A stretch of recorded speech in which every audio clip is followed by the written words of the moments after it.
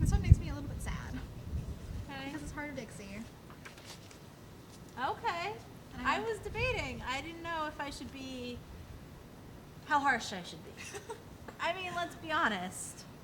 Yeah, I mean, and I will say, part of this is with the asterisk that I actually haven't seen the last episode or two.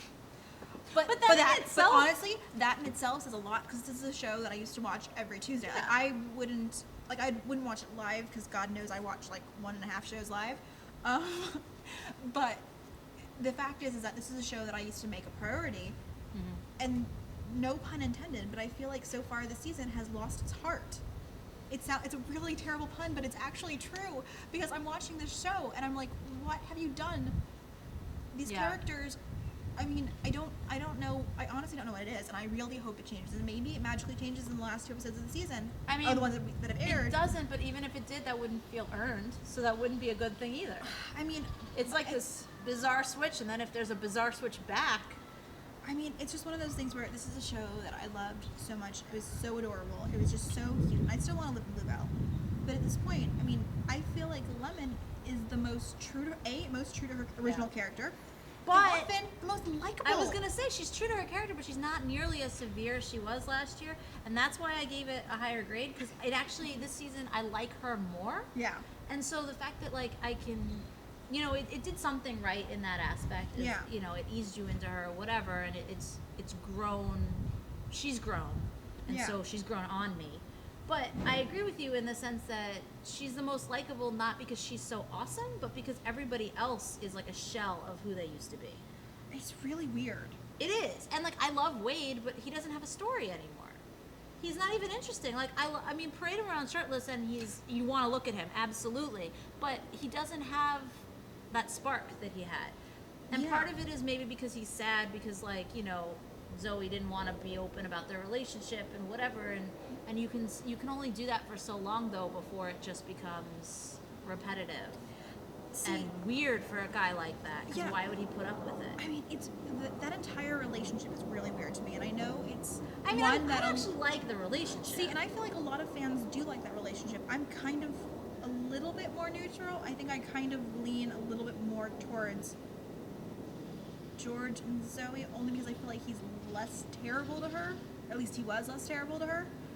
But he was never terrible to her. He just would, like, joke around with her and, like... Wade? Yeah. Okay. I never, like, he was never, like, mean. But, I mean, there were times when he was teasing. Cruel. No, there were times when he was mean, I thought.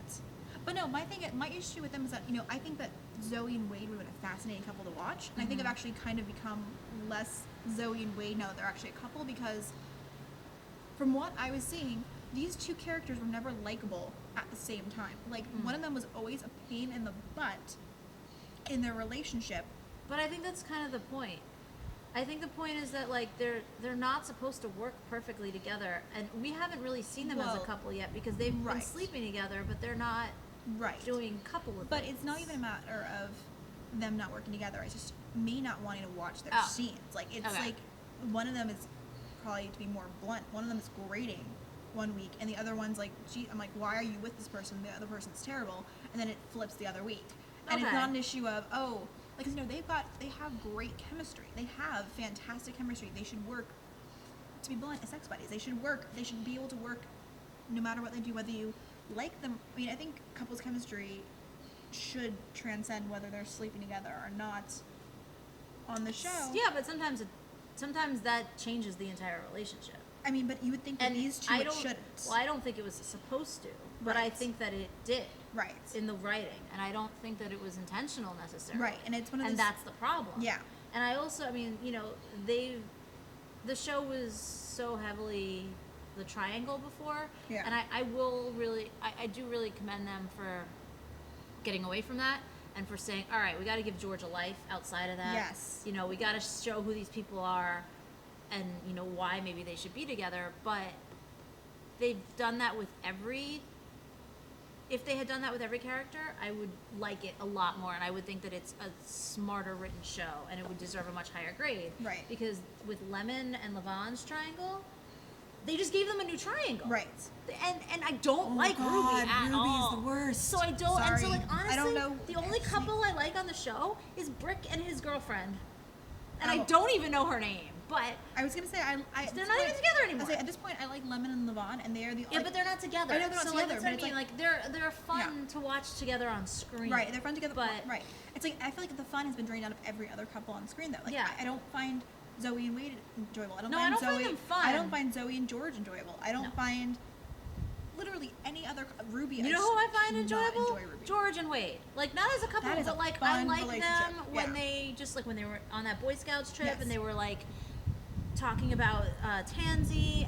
I like the moments where we actually get to see the friendship that was there Right. before the stranger came in and messed everything up. Well, no, yeah, it's one of those things where it's like I really, again, no pun intended. I want to find the heart in the Yeah, show again yeah, yeah. because the show was so charming. It was so lovely. It was so many things that you and I both loved in season one. I feel like they're just racing to get to certain points though, and that they're losing a lot of the fun stuff along the way. I mean, yeah, I don't know what it is. I feel like Zoe and Wade should have been a fun thing to watch. It's at this point, it's grating to me. Like, it's just not enjoyable. And that's a bummer. Yeah. Like, they could have been really, really fun to watch them try to figure out what the heck they're doing. 'Cause, like, And maybe they will, because now that they're actually going to try to be a couple, maybe we will get some of that. I just feel like it's coming a little late. Like, we didn't need half a season, mid-season report card of her trying to keep it a secret from everybody, because there's no growth for either of them in that situation. Right. So, I mean, I'll still watch it, but yeah, I don't have the interest in it that I used to. yeah. Quite frankly, I would have respected Zoe a little bit more if she just chose neither of those guys. If she had pulled a Kelly Taylor. No, that's bullshit. I mean, it may be what she should do. For her, but she needs to grow up. yes, but that's the thing. It wouldn't have been believable for her character at that point because she was not mature enough to see that she needed to grow up. So Yeah. she did the thing that was very true to her character. Yeah. But ever since she did that, she's become a different person, Right. and that's what's weird. Yeah. So I don't know.